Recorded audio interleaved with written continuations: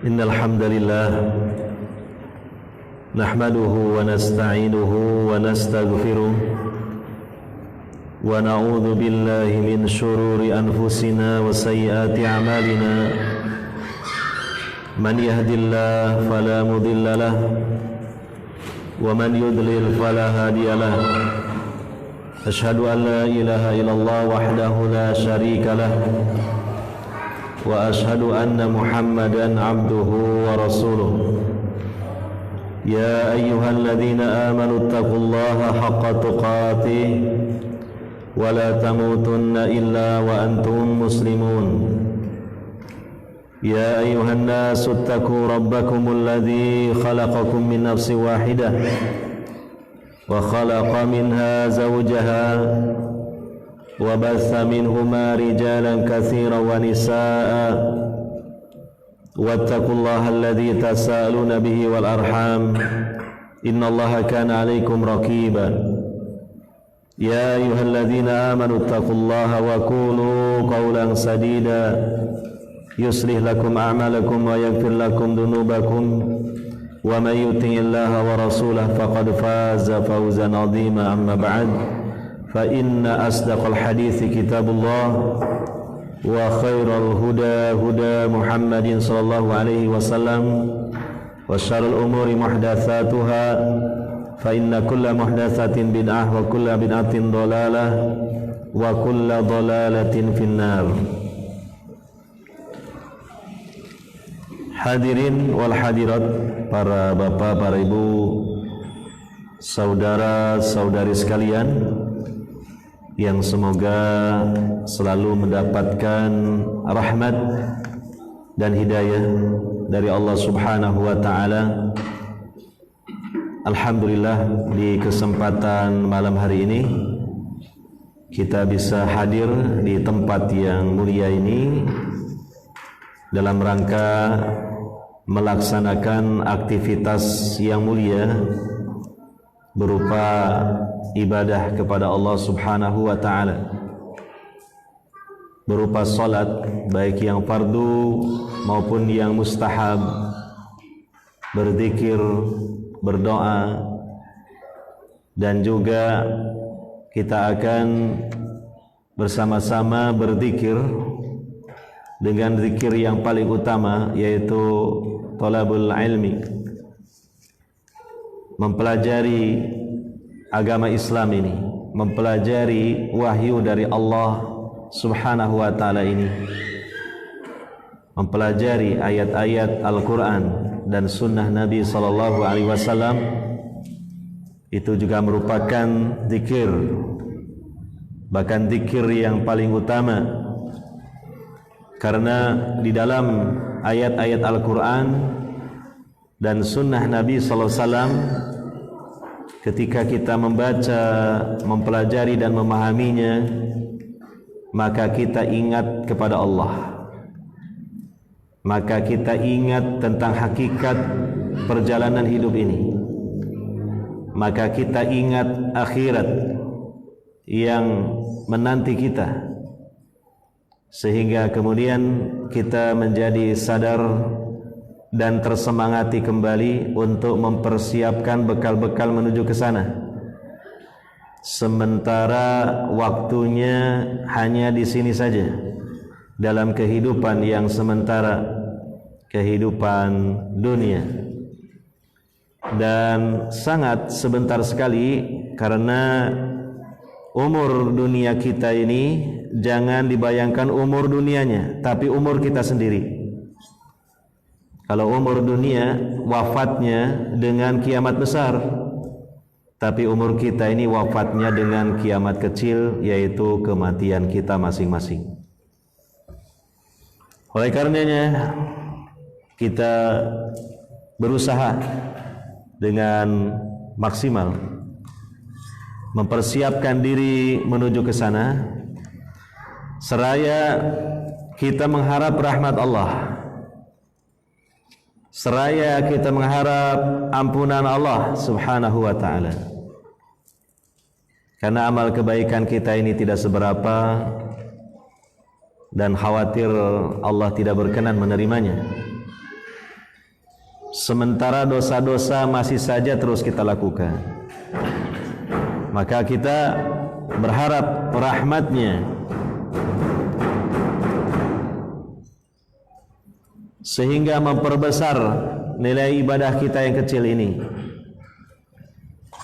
dan kita mengharap maghfirah ampunannya sehingga memperkecil dosa-dosa besar kita ini, bahkan mungkin habis hilang dengan sebab ampunan dari Allah Subhanahu wa ta'ala.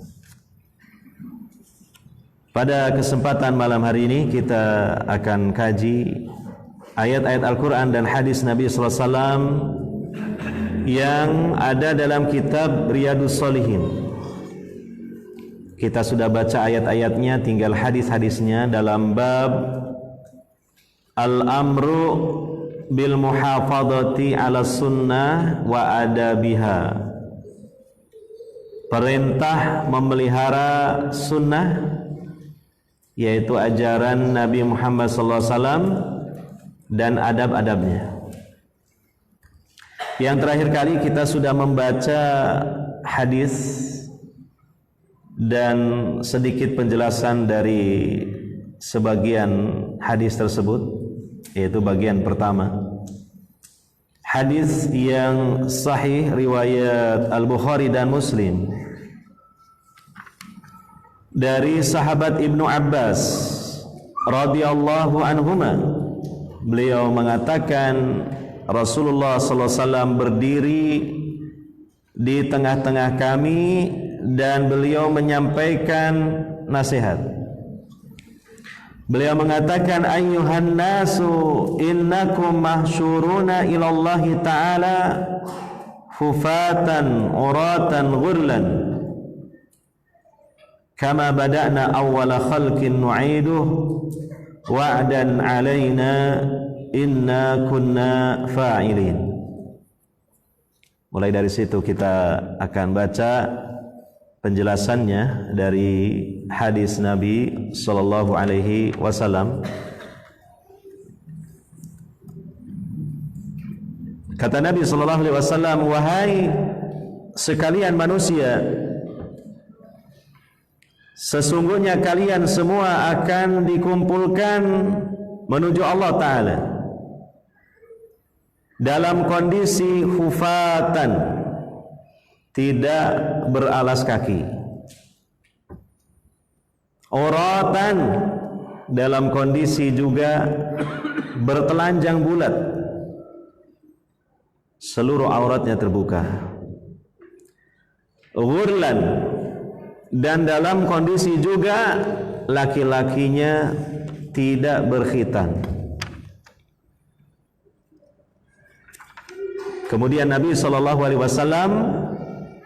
membacakan sebuah ayat dalam surah Al-Anbiya, yaitu tepatnya ayat 104. Kama bada'na awwala khalqin nu'idu wa'dan alaina inna kunna fa'ilin. Sebagaimana kami telah memulai di awal penciptaan, kami pun akan mengulanginya lagi sebagai janji atas kami. Sesungguhnya kami benar-benar melaksanakan, mewujudkan janji tersebut.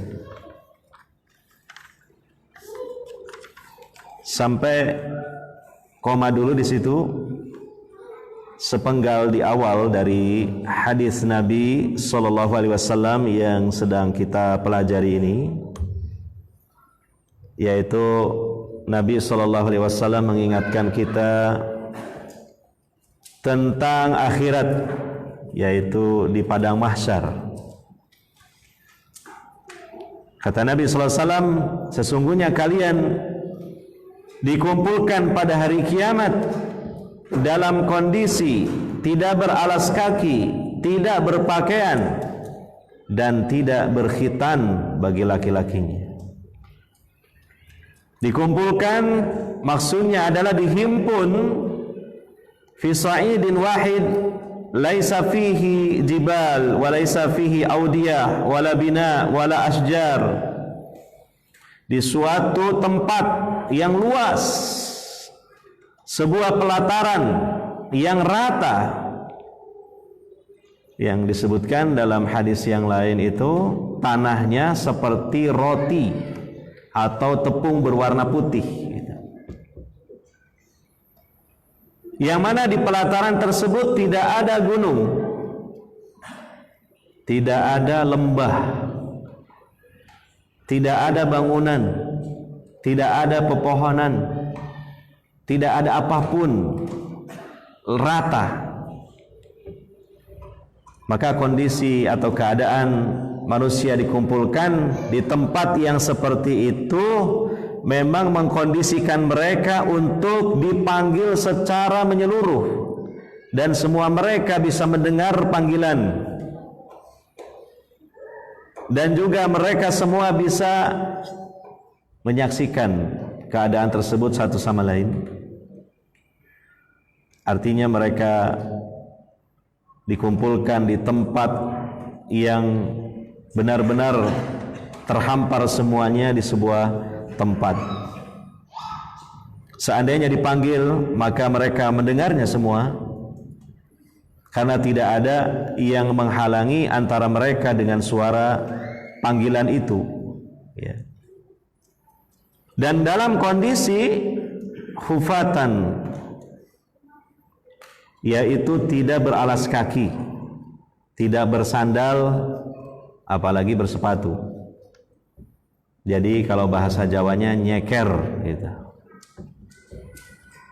Dan juga telanjang bulat, tidak ada selembar kain pun yang menempel di tubuh. Dan juga laki-lakinya dalam keadaan tidak berkhitan. Ya. Ini adalah kondisi manusia ketika dikumpulkan di mahsyar untuk kemudian diadili oleh Allah Subhanahu wa taala. Kemudian Nabi sallallahu alaihi wasallam membacakan ayat 104 surah Al-Anbiya. Kama bada'na awwala khalqin nu'iduhu wa'dan 'alaina inna kunna fa'ilin. Kama badana awwala khalqin nu'idu, itu artinya manusia ketika dikumpulkan di mahsyar dalam kondisi hufatan, uratan, ghurlan. Tiga kondisi tersebut itu sebagaimana kondisi manusia pertama-tama terlahir di dunia dari perut ibunya. Jabang bayi yang merah baru lahir dari ibunya, kan kondisinya seperti itu. Terutama laki-laki, di mana kelaminnya dalam keadaan tentu belum disunat, ya. Lihat bayi yang baru lahir, begitu keluar dari rahim ibunya menangis. Kenapa menangis?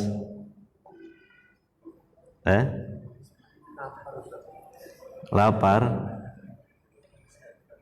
Iya, ditusuk oleh setan. Kecuali bayinya Isa bin Maryam dan ibundanya Maryam itu memang tidak menangis karena tidak diganggu atau ditusuk oleh setan. Jadi setan ketika manusia terlahir sudah memproklamirkan peperangan kepada manusia. Ya Pak Eko tidak ingat tentunya ya, saya juga tidak ingat. Tapi tanya sajalah kepada ibunya, kalau memang masih ada, atau mungkin siapa saja yang menyaksikan ketika kita lahir. Itu setan menusuknya, maka kita pun menangis dibuatnya. Tidak ada di antara kita yang terlahir kemudian tertawa gitu. Ini bayi begitu lahir tertawa, tidak ada. Atau terlahir terdiam 1000 bahasa. namun terlahir mesti apa? Nangis. Nah, itu. Ya. Dalam kondisi tidak beralas kaki. Mana ada ceritanya bayi lahir sudah pakai sepatu kasogi misalnya, ya. Atau pakai sandal mereknya New Era gitu, tidak ada. Nyeker. Betapapun orang tuanya mungkin orang terkaya di negaranya atau di dunia bahkan, itu jabang bayi lahir dalam keadaan nyeker, tidak beralas kaki, dan juga telanjang bulat. Nah, kalau bayi lahir ada bajunya, apalagi kalau pakai jaket malah susah mengeluarkannya. Tapi itulah keadaannya. Bayi lahir dalam keadaan telanjang bulat, tidak ada selembar kain bahkan sehelai benang pun yang menempel di tubuhnya. Demikian juga dalam kondisi kalau laki-laki tidak berkhitan, artinya belum berkhitan. Ya, gurlan artinya kulit seperti kulit seludang yang menutupi hasafah. Hasafah itu artinya, mohon maaf, ujungnya penis. Itu tertutupi, alias namanya belum dikhitan. Gitu. Nah, ketika kita juga dibangkitkan oleh Allah Subhanahu wa taala, ya, di padang mahsyar, dikumpulkan di mahsyar dalam kondisi seperti itu juga. Itulah yang dimaksud dengan nu'idu, kami mengulang kembali sebagaimana kami di awal penciptaan manusia itu. Ya. Nah, kemudian apa yang dimaksud dengan wa'dan alaina inna kunna fa'ilin, janji kami yang kami pasti mewujudkan janji itu sebenarnya juga sebuah bantahan bagi sebagian manusia yang ingkar akan yaumul ba'ats atau yaumul hasyr. Sebagian manusia yang tidak meyakini hari berbangkit di hari kiamat itu. Seperti yang disebutkan di dalam Al-Quran surah Al-Mu'minun ayat 37. Mereka mengatakan in hiya illa hayatuna dunya namutu wa nahya wa ma nahnu bimab'utsin. Tidaklah ini melainkan hanya kehidupan di dunia, kehidupan kami di dunia saja. Kami mati dan kami hidup dan tidaklah kami dibangkitkan. Kalau kami mati, ya sudah, selesai perjalanan hidup. Kami hilang, kami sirna, sudah.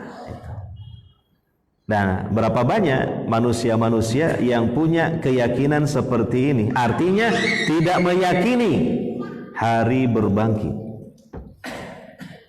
Ya, orang-orang ateis, orang-orang di masa jahiliyah, mereka juga punya keyakinan seperti ini, yang disebut oleh para ulama keyakinan dahriyah. Artinya mereka akan hilang sirna dengan sirnanya waktu di dunia ini. Ya. Mereka mati, ya sudah, tidak ada lagi perjalanan hidup setelahnya. Dan mungkin di zaman kita sekarang ini pun berapa banyak manusia yang mengingkari hari berbangkit. Ini adalah kekufuran jelas, termasuk kufur kepada rukun iman, karena rukun iman diantara rukunnya adalah mengimani akhirat. Dan sebenarnya secara fitrah dan akal yang sehat, maka akan setuju apabila memang diadakan oleh Allah Subhanahu wa taala hari berbangkit dan peradilan itu.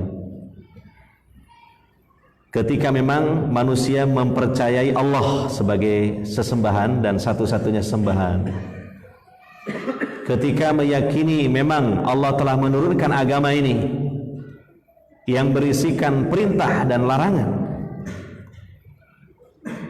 Karena kalau Allah tidak mengadakan hari berbangkit untuk diadili manusia, maka kita tentu akan mempertanyakan di mana letak keadilan Allah.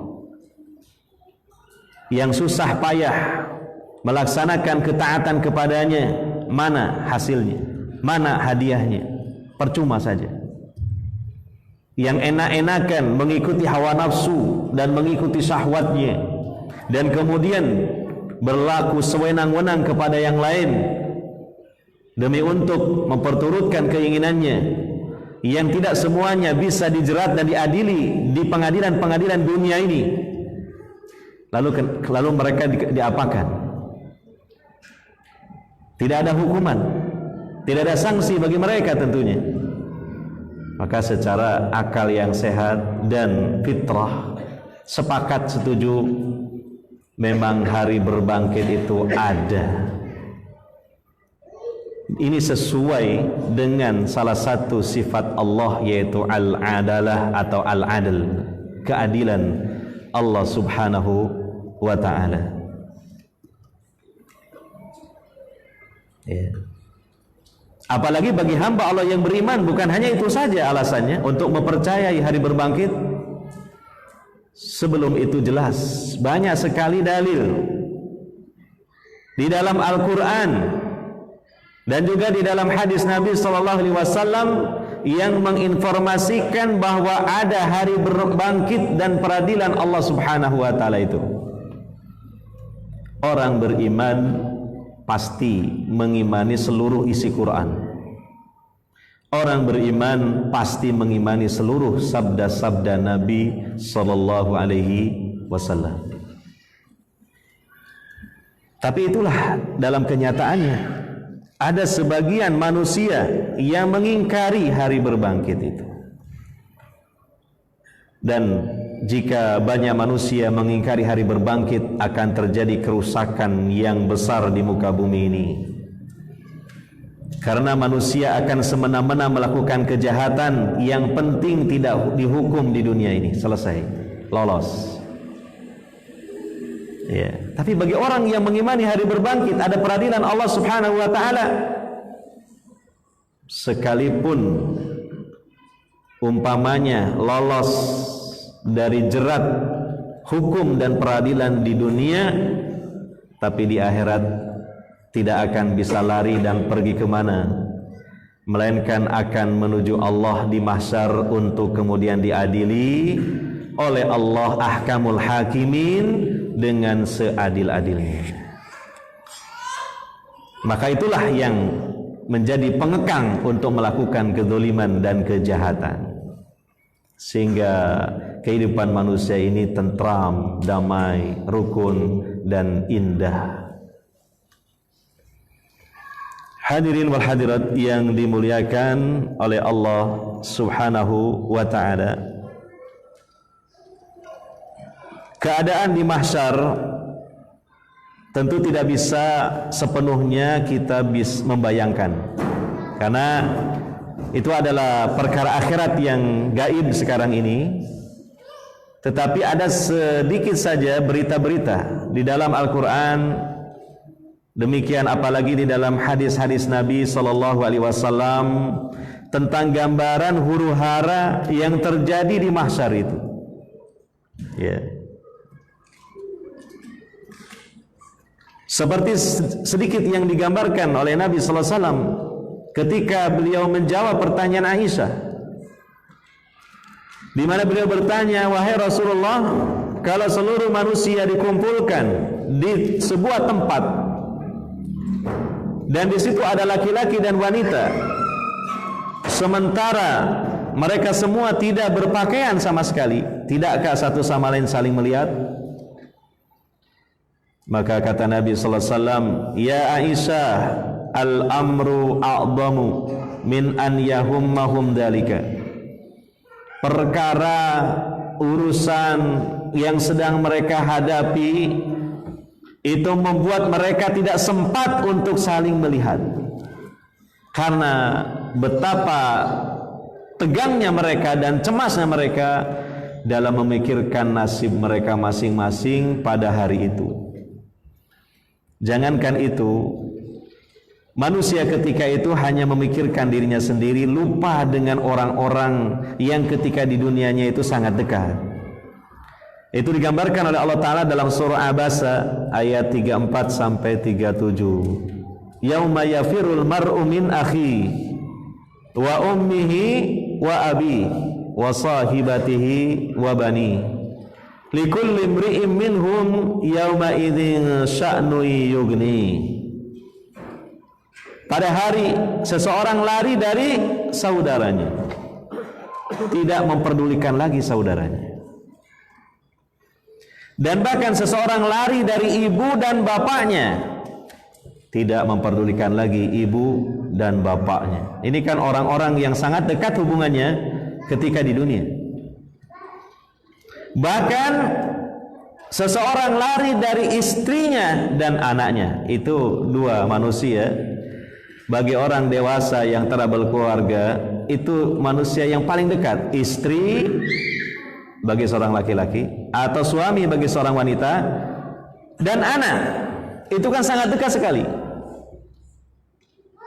Di dunia ini kadang kemana-mana anaknya diajak, ngaji diajak, sampai dibelanin anaknya tidur gitu kan. Bapaknya jangan ikut tidur lah gitu. Lalu apa bedanya anak kecil dengan anak yang sudah besar gitu? Itu di dunia menjadi manusia kesayangan, di mana-mana, kemana-mana diajak, ya, dekat sekali. Tapi ketika di mahsyar tidak dipedulikan itu, istri, anak ditinggalkan. Ya, kenapa? Likulli imri'in minhum yauma idzin sya'nu yughni. Bagi setiap manusia pada hari itu disibukkan dengan urusannya masing-masing. Nah, itu sebuah gambaran yang dapat kita tangkap bahwa betapa dahsyatnya hari itu, betapa besar huru-haranya, sampai-sampai seseorang tidak sempat memikirkan yang lainnya, hanya memikirkan dirinya sendiri. Hadirin wal hadirat, hari itu belum terjadi, tapi pasti nanti kita akan berada dan memasuki hari itu. Kita masih ada di dunia ini, kita masih hidup di dunia ini, hari-hari dunia. Maka gunakanlah hari-hari di dunia ini untuk mempersiapkan diri dalam mengikuti acara yang dahsyat di hari mahsyar, agar kita mendapatkan rahmat dan juga perlindungan dari Allah Subhanahu wa ta'ala di hari yang berat dan penuh dengan kesusahan itu. Ya, tentu yang kita lakukan adalah keimanan, ketakwaan. Dan juga ada amalan-amalan yang disebutkan dalam hadis riwayat Imam Muslim tentang orang-orang yang akan mendapatkan naungan Allah. Ada 7 orang, 7 kelompok manusia yang mendapatkan naungan Allah. Kalaupun tidak semuanya, semoga tidak ditinggalkan semuanya. Adalah mungkin salah satu atau 2 dari 7 itu yang kita laksanakan supaya menjadi andalan. Yang mudah mungkin ya diantaranya rajulun qalbuhu mu'allaqun bil masjid, seseorang yang hatinya gandrung dengan masjid. Apalagi kalau kita memiliki fikih bagi laki-laki wajib sholat berjamaah di masjid. Nah, sekaligus kita harapkan keutamaannya bahwa kita ini hatinya selalu gandrung dengan apa? Masjid. 24 jam selama 5 kali kita selalu rindu dengan masjid dan berangkat ke masjid. Insya Allah masuk ke dalam kategori itu. Ya, Alhamdulillah memiliki fikih itu daripada memiliki fikih yang salat wajib bagi laki-laki sunnah saja di masjid. Dorongannya kurang. Wong sudah menganggap wajib saja kadang-kadang milih di rumah ya, gitu. Kadang-kadang gitu. DRS di rumah saja gitu. Ayo. Nah ini mudah-mudahan satu. Yang kedua, barangkali ini yang bisa kita lakukan. Seseorang yang berinfak, ya, tangan kanannya berinfak, tangan kirinya tidak tahu apa yang diinfakkan oleh tangan kanannya. Artinya apa? Infak secara sirri, ya, infak secara sembunyi-sembunyi, secara rahasia. Ya, kalau bisa diupayakan infak itu jangan ada orang lain yang tahu. Sampai-sampai di kalangan as-salafus saleh itu mereka kalau melakukan kebaikan termasuk infak, istrinya pun tidak tahu. Ya, istrinya tidak tahu. Karena apa? Ingin sekali amalannya itu rahasia, dan tidak ingin sama sekali amalannya ketika tidak rahasia menjadi rusak keikhlasannya. Karena amalan kalau sudah diketahui orang lain itu menjadi celah untuk kemudian kita jadi tidak ikhlas. Pengen disanjung, pengen dikagumi, ria, sum'ah.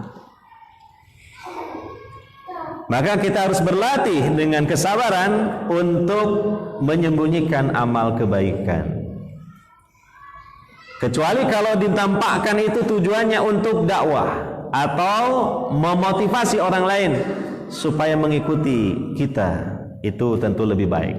Tapi kalau tidak ada tujuan itu, yang terbaik beramal kebaikan, diantaranya infak itu secara rahasia. Soalnya kadangkala kita tidak sabar. Awalnya sabar, berinfak rahasia, lama-lama jadi tidak sabar. Karena mungkin menggelitik bisikan dalam hati kita, wah kalau saya infak terus-terusan padahal dalam jumlah yang besar, tapi kok nggak ada orang lain yang tahu, wah jangan-jangan orang lain menganggap saya ini orang yang bakhil, apalagi saya ini orang yang punya harta banyak. Nggak ada orang lain yang tahu, khawatir orang lain menganggap saya ini tidak dermawan, bakhil. Tuh berarti sudah tidak ikhlas, karena itu amalnya dikarenakan apa? Penilaian manusia. Maka kita latih berinfak secara rahasia. Mudah-mudahan menjadi andalan lagi supaya kita di mahsyar itu dapat keringanan dari Allah, dapat naungan di hari yang panas luar biasa. Kenapa? Karena mataharinya didekatkan sejarak 1 mil, sekitar 1,5 kilometer, ya, di pelataran yang datar, dalam kondisi telanjang bulat tidak beralas kaki. Ini adalah hari yang sangat susah. Maka kita latih untuk bisa melakukan amal-amal di dunia ini yang dijanjikan oleh Allah Ta'ala, kita mendapatkan naungan di mahsyar. Kemudian kita lanjutkan lagi penggalan berikutnya dari sabda Nabi sallallahu alaihi wasallam. Ala wa inna awwalal khalaiq yuksa yaumal qiyamah Ibrahim. Ya.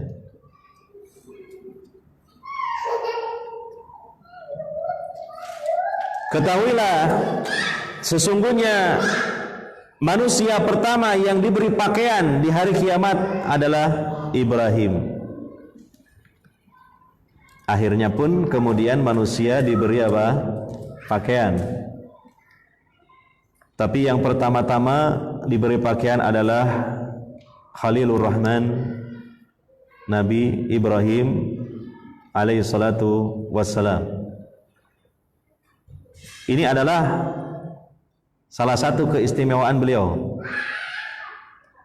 Tetapi ini tidaklah menunjukkan keistimewaan secara mutlak. Artinya tidaklah dianggap bahwa Ibrahim adalah manusia terbaik, tidak. Dengan alasan bahwa dialah yang pertama kali diberi pakaian, tidak. Tapi dari sisi diberi pakaian, dialah memang yang paling duluan. Namun tidak disimpulkan dia adalah manusia yang paling afdol. Manusia yang paling afdol tentu tiada lain adalah Nabi Muhammad sallallahu alaihi wasallam. Karena beliau adalah afdalul anbiya war rusul, sayyidu waladi Adam yaumal qiyamah. Tidaklah diizinkan seorang pun memintakan syafaat kepada Allah di hari itu yang disebut dengan as-syafaatul udma, melainkan Nabi Muhammad sallallahu alaihi wasallam. Ya, hanya saja dari sisi yang pertama mendapatkan pakaian yang memang diutamakan Ibrahim. Tapi itu tidak menunjukkan Ibrahim yang paling utama. Itulah anugerah Allah yang Allah berikan kepada siapa saja yang Dia kehendaki. Dzalika fadlullahi yu'tihi may yasha. Wallahu dzul fadlil adzim. Itulah anugerah Allah yang Allah berikan anugerah itu kepada siapa saja yang Dia kehendaki. Dan Allah yang memiliki anugerah yang agung. Bisa kita lihat dalam kehidupan kita. Terkadang seseorang dapat sebuah keutamaan dan keistimewaan tidak kita sangka-sangka. Itulah memang apa? Fadlullah yu'tihi may yasha. Sebagaimana Nabi SAW dalam hadis riwayat Imam Ahmad mengatakan, tidak akan lama lagi di tengah-tengah kalian muncul seseorang yang menjadi penghuni surga kelak. Ternyata yang muncul itu sahabat Ansor yang tidak dikenal dan tidak terkenal. Bahkan dalam riwayat itu tidak disebutkan siapa namanya. Gitu. Seorang dari kalangan Ansor yang penampilannya itu sangat sederhana. Setelah Nabi mengatakan itu, dia muncul di tengah-tengah sahabat dengan penampilannya yang sangat bersahaja. Wajahnya basah habis kena air wudhu, sambil menenteng sandal di tangan kirinya. Jangan yang ditiru ininya loh ya, jangan, bukan ini. Wah, ya, pakai baju yang butut, nanti kemudian wajahnya basah dengan wudhu dan sandalnya ditenteng pakai tangan kiri gitu. Ya, apa-apaan ini? Gitu. Iya. Tapi memang ada sebabnya. Di ujung ceritanya, orang ini kenapa dapat keistimewaan seperti itu? Karena hatinya senantiasa bersih dari benci dan hasad kepada kaum muslimin. Ini adalah sebuah ibadah hati yang tidak mudah. Dan Allah juga hakikatnya yang memberi itu kepada si fulan tadi. Dzalika fadlullahi yu'tihi may yasha. Wallahu dzul fadlil adzim. Antum tahu ulama sekarang 3 serangkai yang begitu jadi panutan di kalangan salafiyun, Syekh Ibn Baz, Syekh Utsaimin, Syekh Albani. Apakah mereka punya gelar resmi? Sama sekali tidak. Bukan doktor, bukan profesor. Syekh Albani bahkan dulunya pekerja reparasi jam tangan.